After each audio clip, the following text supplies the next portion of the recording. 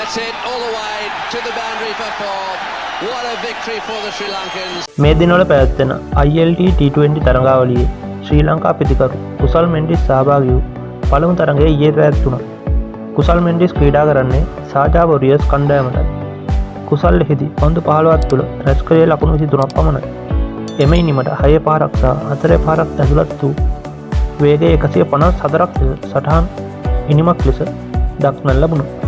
කෙසේ වෙතත් ඔහුගේ කලබලකාරී ප්‍රතිකරණය නිසා සුපුරුදු තවත් ලකුණු 20 ගණනක එතරම් සාර්ථක නොවන ලකුණු සංඛ්‍යාවක් ලෙසයි ඔහුගේ ඉනිම දිස්ුනේ.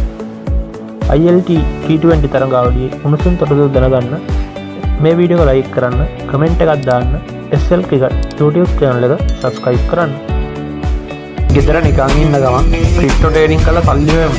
මූලික දැනුම නැති කෙනෙක් උනා අපිත් එක්ක එකතු වුණා ක්‍රිප්ටෝ ට්‍රේඩ් කරලා දවසට අමතර ආදායමක් හොයාගන්න පුළුවන්.